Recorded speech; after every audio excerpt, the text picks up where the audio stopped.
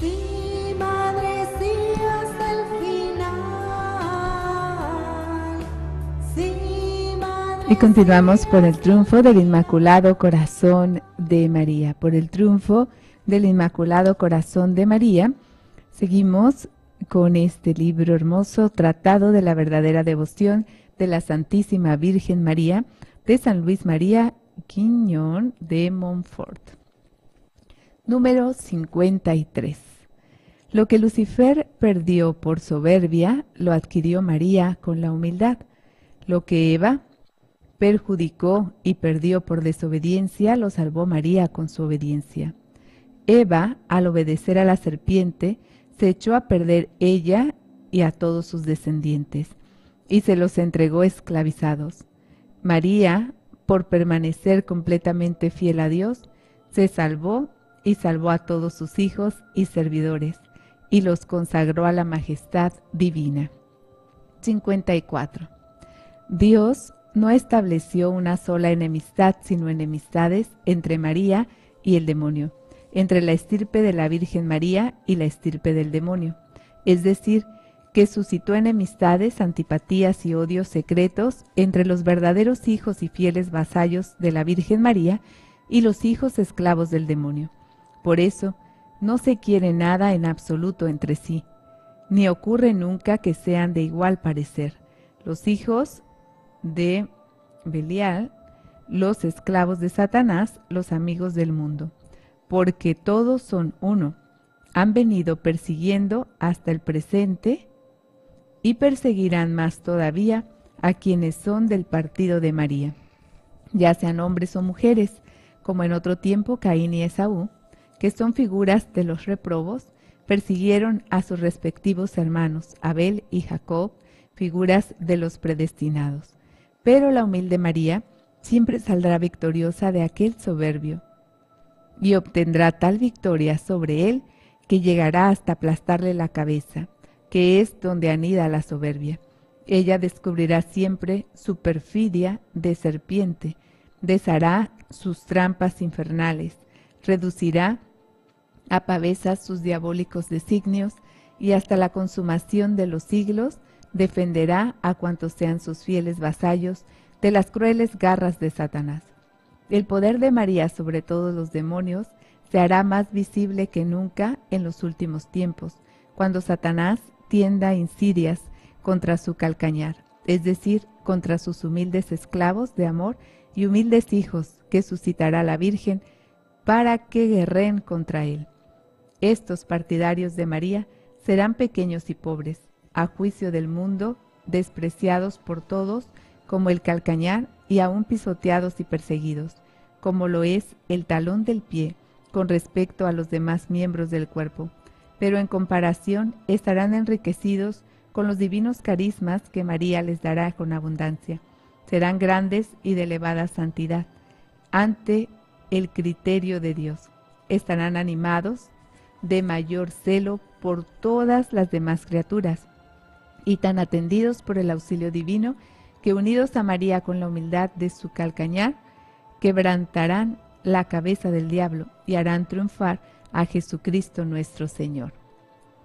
Los apóstoles de los últimos tiempos, número 55. Si Dios quiere que en los tiempos actuales sea su Santa Madre más conocida, más amada y más glorificada que en el pasado, y eso sucederá sin duda alguna si los predestinados se entregarán con empeño, iluminados por el Espíritu Santo y ayudados por su gracia a la práctica interior y perfecta de la devoción que voy a exponerles enseguida. Verán entonces, con la claridad que lo permite la fe, a esta hermosa estrella del mar, y con su guía llegarán a buen puerto, a pesar de las tempestades y de los piratas. Entonces serán conocidas las excelencias de esta gran señora, y se consagrarán enteramente a su servicio muchedumbres de vasallos y esclavos de amor. Entonces se saborearán sus dulzuras y bondades maternales, y la querrán los hombres tiernamente como verdaderos y cariñosos hijos. Entonces sabrán de su misericordia ilimitada y conocerán la necesidad que tienen de su constante auxilio, y a ella recurrirán en todo como a su insigne abogada y mediadora para con Jesucristo. Entonces por fin comprenderán que María es el medio más seguro, fácil, breve y perfecto para llegar hasta Jesús, y se le entregarán en cuerpo y alma, sin reserva de ninguna clase, para pertenecer de igual manera a Jesucristo, Señor nuestro. Número 56. ¿Pero qué serán estos vasallos e hijos de María? Serán hogueras ardientes, es decir, ministros del Señor, que propagarán por todas partes el fuego del amor divino. Serán como agudas saetas en manos de la poderosa María para atravesar a sus enemigos. Serán hijos de Leví, bien purificados con el fuego de las grandes tribulaciones y bien unidos a Dios, portadores de su amor en el corazón, que mantendrán encendido con el incienso de la oración de su espíritu y con la mirra de la mortificación de su cuerpo. Y por todas partes darán el buen olor de Cristo a los pobres y humildes, y serán olor de muerte para los poderosos, ricos y soberbios del mundo. Número 57. Serán nubes tormentosas que volarán por los aires al menor soplo del Espíritu Santo, y que sin comprometerse a nada, ni admirarse de nada, ni sufrir o entristecerse por nada, esparcirán la lluvia de la palabra de Dios y de la vida eterna. Tronarán contra el pecado, vocearán contra el mundo, atacarán de frente al demonio y a sus secuaces, e irán de una parte a otra en un son de vida o de muerte. Serán nubes tormentosas que volarán por los aires al menor soplo del Espíritu Santo, y que sin comprometerse a nada, ni admirarse de nada, ni sufrir o entristecerse por nada, esparcirán la lluvia de la palabra de Dios y de la vida eterna. Tronarán contra el pecado, vocearán contra el mundo, atacarán de frente al demonio y a sus secuaces, e irán de una parte a otra, en son de vida o de muerte, con la espada de dos filos de la palabra de Dios, para todos los que hayan de ir por el orden del Altísimo. Número 58. Serán los verdaderos apóstoles de los últimos tiempos, a quienes el Señor de las virtudes concederá voz y poder para obrar maravillas ante sus enemigos y conseguir gloriosos trofeos. Dormirán tranquilos, sin plata ni oro, y lo que más importa, sin cuidado ante los demás sacerdotes eclesiásticos y clérigos, y dispondrán de las argentadas alas de paloma para trasladarse en raudo vuelo con la recta intención de la gloria de Dios y bien de las almas, a donde el Espíritu Santo los reclame. Dejarán tras de sí, en donde haya predicado, solamente el oro de la caridad, que es el cumplimiento de toda ley. Qué bonito. Serán los verdaderos apóstoles de los últimos tiempos, a quienes el Señor de las virtudes concederá voz y poder para obrar maravillas ante sus enemigos y conseguir gloriosos trofeos. Dormirán tranquilos, sin plata ni oro, y lo que más importa, sin cuidado ante los demás sacerdotes eclesiásticos y clérigos, y dispondrán de las argentadas alas de paloma para trasladarse en raudo vuelo con la recta intención de la gloria de Dios y bien de las almas, a donde el Espíritu Santo los reclame, y dejarán tras de sí, en donde hayan predicado, solamente el oro de la caridad, que es el cumplimiento de toda ley. Número 59. Y sabemos finalmente que serán verdaderos discípulos de Jesucristo, que irán caminando tras las huellas de su pobreza, humildad, desprecio del mundo y caridad, y así enseñarán el camino estrecho de Dios, con la pura verdad conforme el Evangelio, y no con arreglo a las máximas del mundo, y ellos sin miramientos humanos, sin tenerse que guardar de nadie, sin haber de escuchar o temer a nadie, por poderoso que fuere. Esos discípulos de Cristo tendrán en su boca la espada de dos filos de la palabra de Dios, llevarán sobre sus espaldas las ensangrentadas insignias de la cruz, el crucifijo de la diestra mano, la corona de espinas en la izquierda, los nombres sagrados de Jesús y de María en el corazón, y la modestia y la mortificación de Jesucristo en todo su continente y tenor de vida. Así serán los hombres que hayan de venir y que María se irá formando por encargo del Altísimo, con el fin de extender su dominio sobre los impíos, idólatras y musulmanes. Pero cuándo y cómo sucederá esto, solo Dios lo sabe. Deber nuestro es rezar, desear y esperar en silencio. Voy a repetir el número 59. Y sabemos finalmente que serán verdaderos discípulos de Jesucristo, que irán caminando tras las huellas de su pobreza, humildad, desprecio del mundo y caridad, y así enseñarán el camino estrecho de Dios, con la pura verdad conforme al Evangelio, y no con arreglo a las máximas del mundo, y ellos sin miramientos humanos, sin tenerse que guardar de nadie, sin haber de escuchar o temer a nadie, por poderoso que fuere. Esos discípulos de Cristo tendrán en su boca la espada de dos filos de la palabra de Dios. Llevarán sobre sus espaldas la ensangrentada insignia de la cruz, el crucifijo en la diestra mano, la corona de espinas en la izquierda, los nombres sagrados de Jesús y de María en el corazón, y la modestia y la mortificación de Jesucristo en todo su continente y tenor de vida. Así serán los hombres que hayan de venir y que María se irá formando por encargo del Altísimo, con el fin de extender su dominio sobre los impíos, idólatras y musulmanes. Pero cuándo y cómo sucederá esto, solo Dios sabe. Deber nuestro es rezar, desear y esperar en silencio.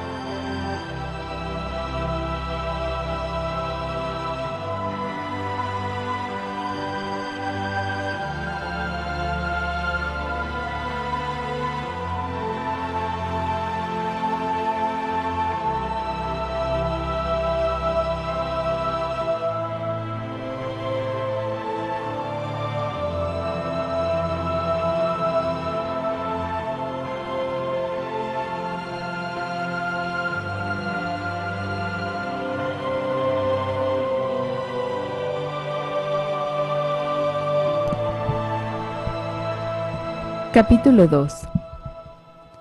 Verdades fundamentales de la devoción a la Santísima Virgen. Número 60. Habiendo hablado hasta aquí un poco de la necesidad que tenemos de la devoción a la Santísima Virgen, conviene que digamos ahora en qué consiste esta devoción.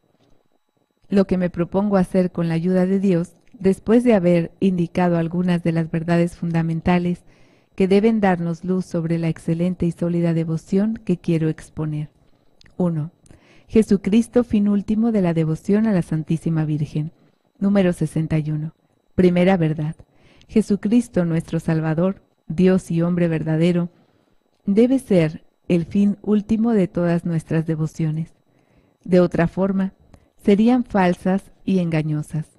Jesucristo es el Alfa y el Omega, el principio y el fin de todas las cosas. No trabajamos, como dice el apóstol, sino para hacer a los hombres perfectos en Jesucristo, pues en Él reside toda la plenitud de la divinidad, y cualquier otra plenitud de gracia, virtudes y perfecciones, solamente en Él podemos recibir toda clase de bendiciones espirituales. Él solo es el Maestro que debe instruirnos, el único Señor del que debemos depender, la única cabeza a la que hemos de estar unidos, el único modelo que debemos imitar, nuestro único médico que ha de curarnos, el único pastor que ha de alimentarnos, la única vía que hemos de utilizar en la perfección, la única verdad que hemos de creer, la única vida que debe vivificarnos y en todas las cosas nuestro único todo, el único que debe bastarnos. No se ha dado otro nombre bajo la capa del cielo, fuera del de Jesús, en cuya virtud podamos salvarnos. Dios no nos ha señalado como fundamento de nuestra salvación, perfección y gloria, sino a Jesucristo. Y todo edificio que no se eleve basándose en esta dura e inconmovible piedra, estará cimentado sobre arena movible y tarde o temprano se derrumbará irremediablemente. Todo fiel cristiano que no esté unido a él, como el sarmiento a su cepa, se secará y no servirá más que para la lumbre. Fuera de Cristo todo es error, mentira, iniquidad, inutilidad, muerte y condenación. Pero si nosotros estamos con Jesucristo y Jesucristo está con nosotros, no debemos temer ser condenados.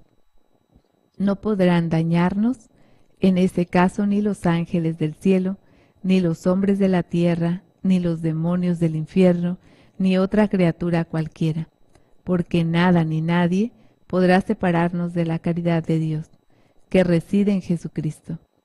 Por medio de Jesucristo, con Jesucristo y en Jesucristo, lo podemos todo.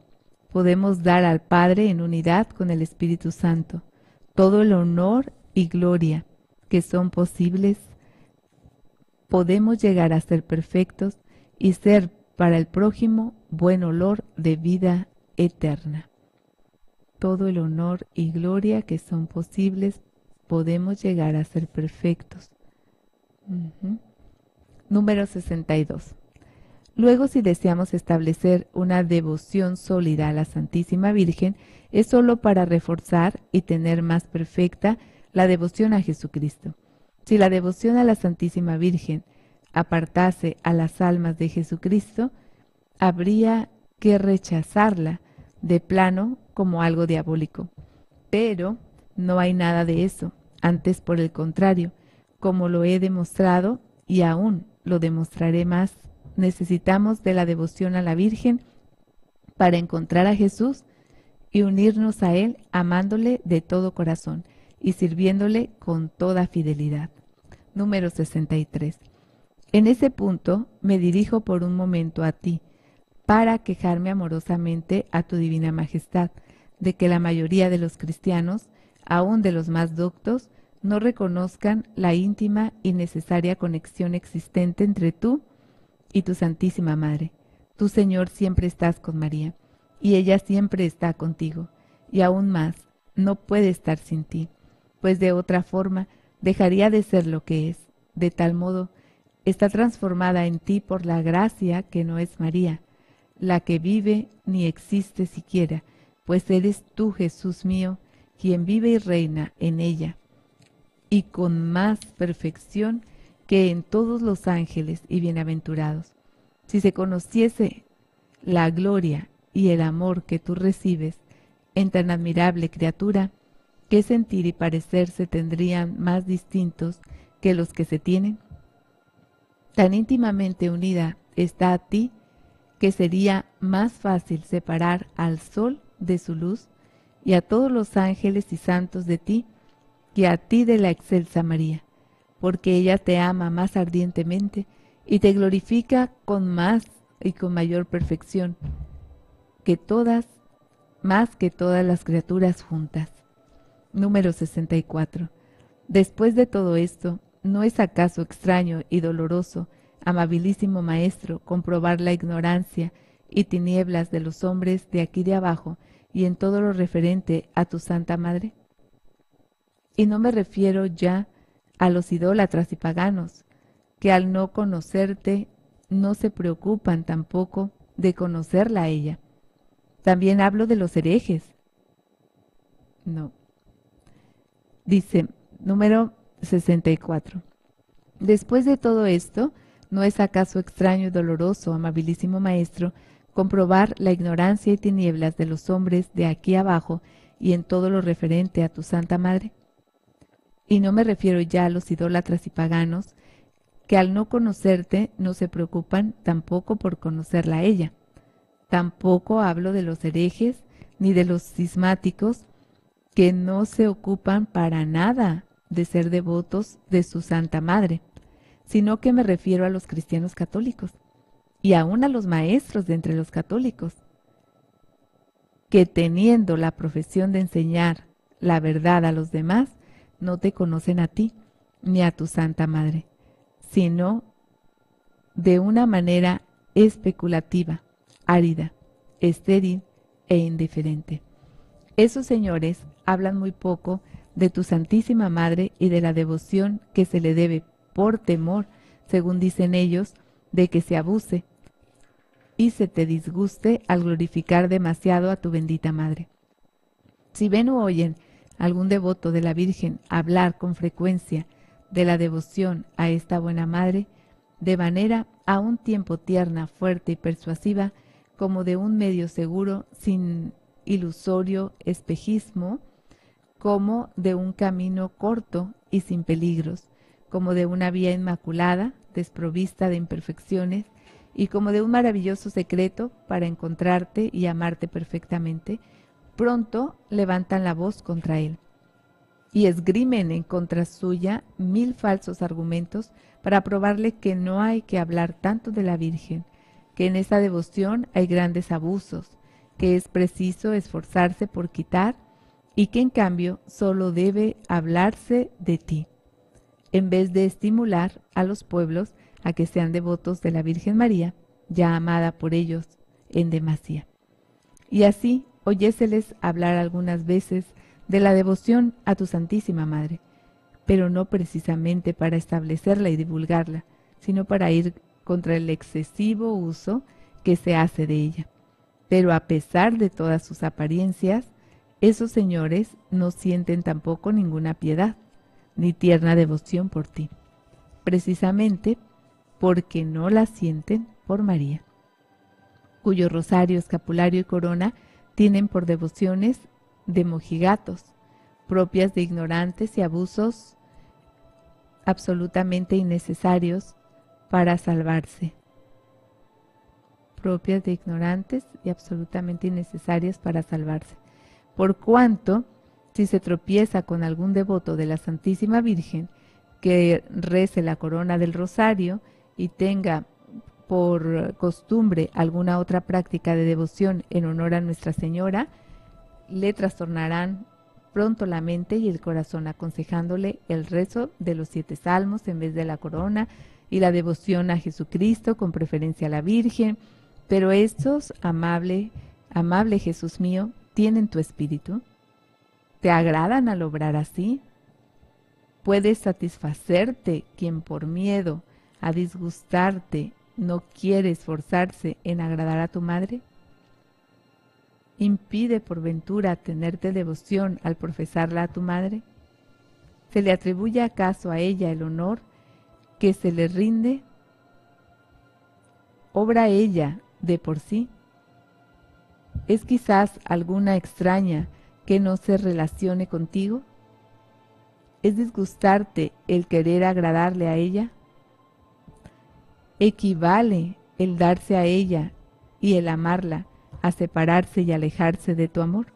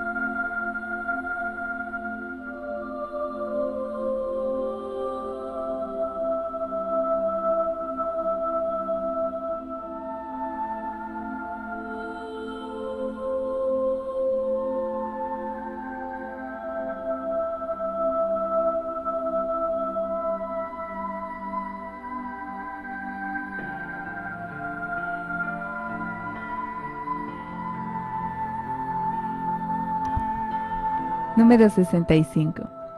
Sin embargo, amable maestro mío, la mayoría de los maestros del mundo, justo castigo de su soberbia, no se preocuparían de alejar a nadie de la devoción de tu Santa Madre, ni se mostrarían tan indiferentes para con ella.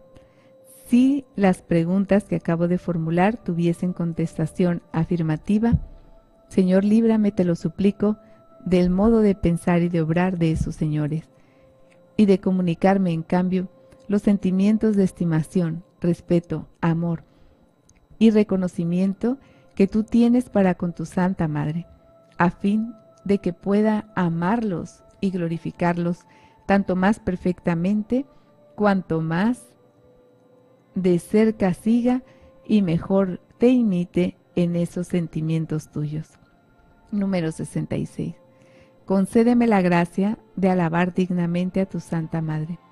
En lo sucesivo, como si hasta ahora nunca hubiese dicho nada en honor suyo, a despecho de todos sus enemigos, que son también los tuyos.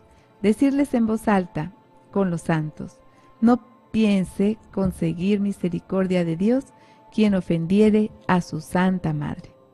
Número 67. Y para impetrar de tu misericordia una verdadera devoción a tu Madre Santísima, y para inspirársela a todos, haz que te ame ardientemente, y acoger a tal fin la encendida oración que te dirijo con San Agustín a tus verdaderos amigos. Que dirijo con San Agustín y tus verdaderos amigos. Tú eres Cristo, mi Padre Santo, mi Dios compasivo, mi gran Rey, mi buen pastor, mi único Maestro, mi mejor auxiliar, mi pan único, mi sacerdote sempiterno, mi guía hacia la patria nueva, mi verdad, mi luz, mi santa dulzura, mi recto camino, mi sabiduría, muy ilustre, mi pura sencillez, mi pacífica concordia, mi guarda completa, mi buena parte de herencia, mi eterna salvación. Oh Jesucristo, mi amable Señor, ¿por qué amé? ¿Por qué deseé en toda mi vida cualquiera otra cosa excepto a ti, Jesús, Dios mío? ¿Dónde estaba yo cuando en mi pensamiento no te tenía? Pero ya desde este momento, oh, deseos míos, arded y derretíos en el Señor Jesús.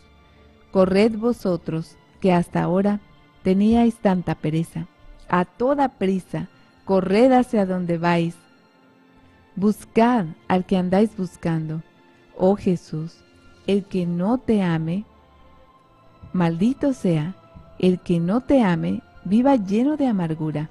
Oh dulce Jesús, que te ame, que en ti se deleite, que te admire todo aquel que tenga buen sentido. Oh Dios de mi corazón y mi posesión. Cristo Jesús, que mi corazón deje de latir por sí mismo, que tú seas mi vida, y que arda dentro de mi espíritu el fuego de tu amor, y ese fuego llegue a la perfección, que arde continuamente sobre el altar de mi corazón, que hierva de la médula de mis huesos, que se inflame en la más escondido de mi ser, el día de mi muerte, lo encuentres a ese amor mío consumido contigo. Amén. He querido transcribir esta admirable oración de San Agustín para que se rece todos los días con objeto de pedir el amor de Jesucristo que buscamos por medio de la excelsa María.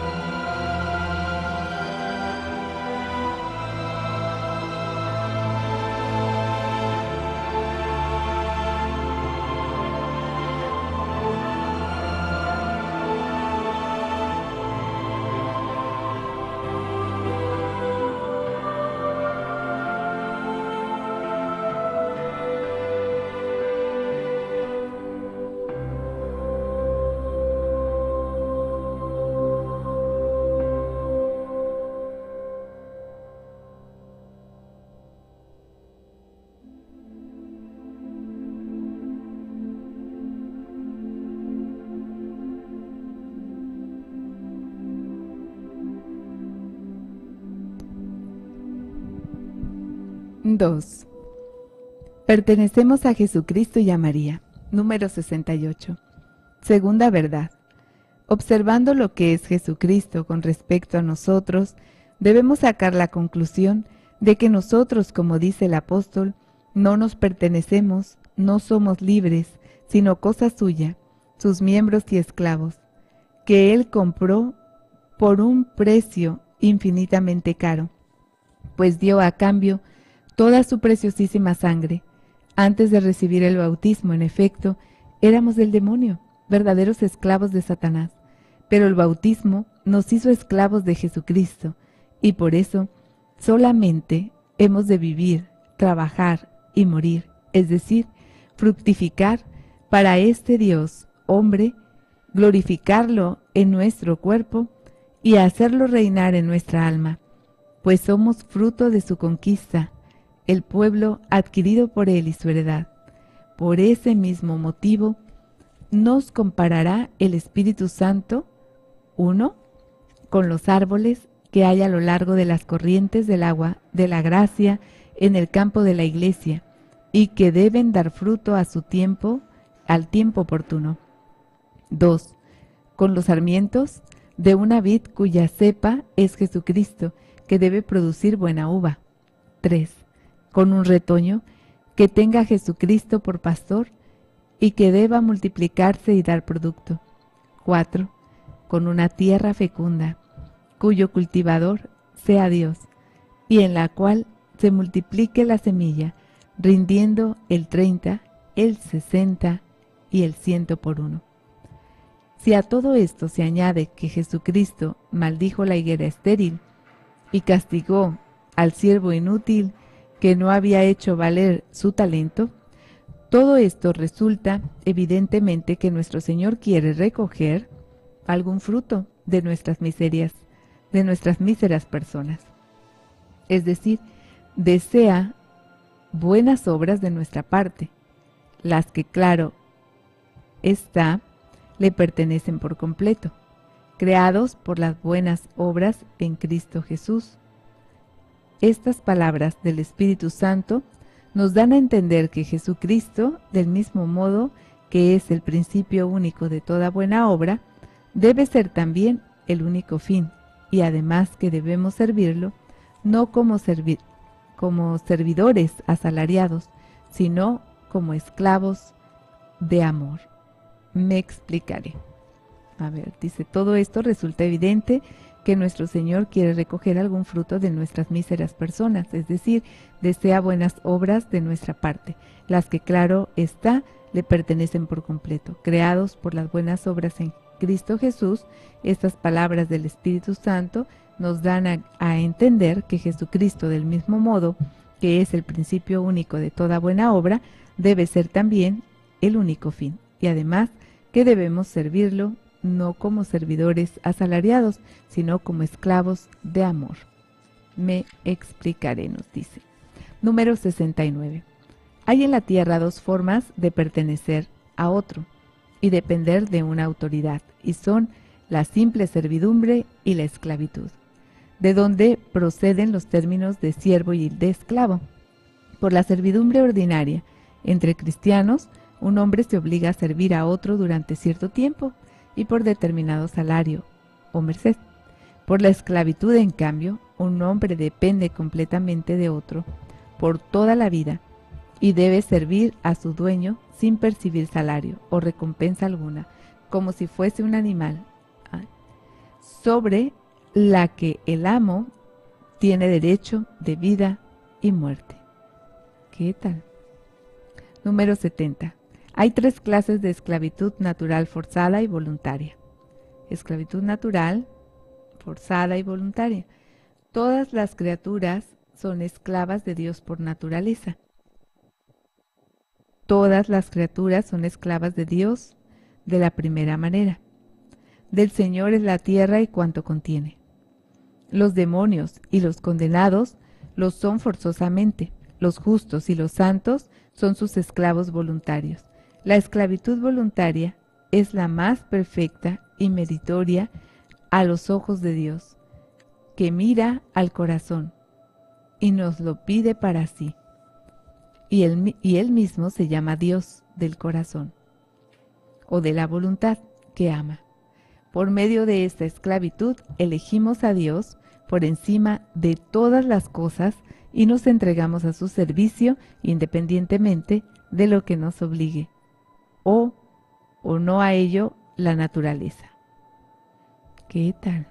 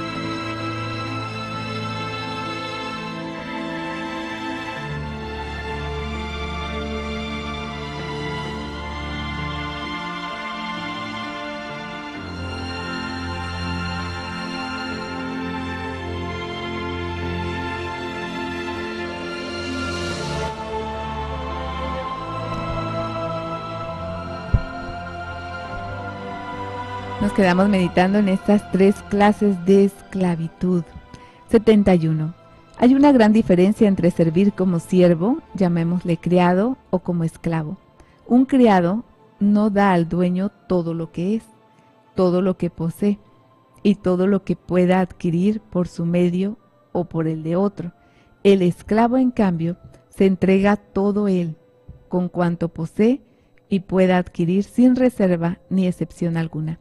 El criado exige un salario por los servicios que presta al dueño. El esclavo, por el contrario, no puede exigir ninguna recompensa, cualquiera que sea su asiduidad, industria o cansancio en el trabajo. El criado puede dejar al dueño cuando quiera o al menos cuando haya terminado el plazo contratado para la prestación de sus servicios. El esclavo, en cambio, no tiene derecho a abandonar a su amo. El dueño del criado no tiene sobre él derecho de vida y muerte. Así que, si lo matase como a un animal de carga, cometería un homicidio injusto. Pero el dueño de un esclavo tiene por la ley derecho de vida y de muerte sobre él, de manera que puede venderlo a quien quiera o matarlo a palos, como a un caballo suyo, por ejemplo. En fin, el criado solo está al servicio del amo por un tiempo determinado, mientras que el esclavo lo está toda la vida. Número 72. Ningún vínculo hay entre los hombres que ligue a uno en el servicio de otro con mayor fuerza que el de la esclavitud, y así tampoco existe entre los cristianos nada que nos sujete a Jesucristo y a su Santísima Madre como la esclavitud escogida libre y voluntariamente a imitación del mismo Salvador nuestro, que se hizo esclavo por nuestro amor, y de la Virgen María, que se proclamó sierva y esclava del Señor. El apóstol se honra con el título de siervo de Cristo y de la Sagrada Escritura. Se da con frecuencia el nombre de siervos de Cristo a los cristianos, debiéndose hacer notar que en la antigüedad la palabra siervo solamente podía significar esclavo, pues no existían entonces hombres que correspondieran a la concepción que tiene ahora el término de criado, toda vez que sólo servían a otros los esclavos o libertos.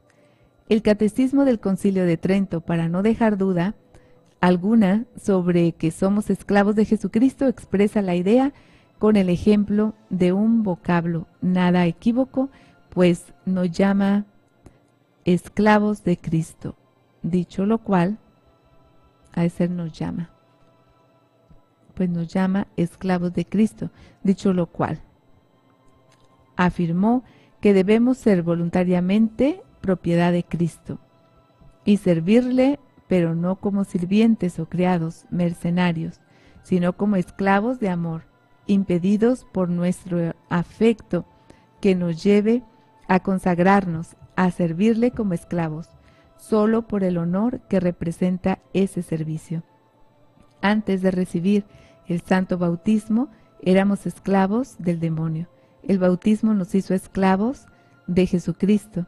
De ahí se deduce que los cristianos deben ser esclavos o del demonio o de Jesucristo. 74. Lo que digo de manera absoluta con respecto a Jesucristo, lo debo decir también con respecto a la Santísima Virgen María, aunque de manera relativa. Habiendo elegido Jesucristo a su Santísima Madre para compañera inseparable de su vida, de su muerte, de su gloria y poder en el cielo y sobre la tierra, le dio por gracia adecuada a su majestad divina los mismos derechos y privilegios que él posee por naturaleza.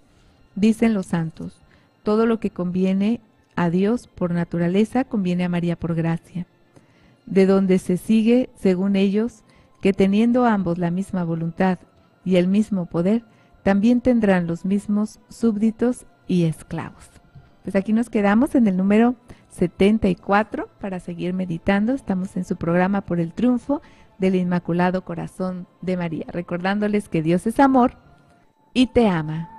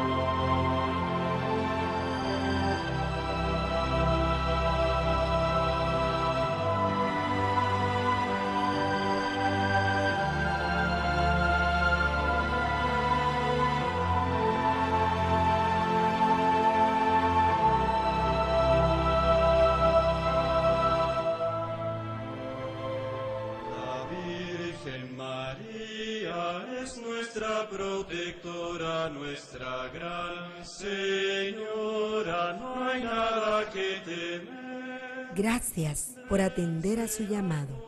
Te esperamos el día de mañana.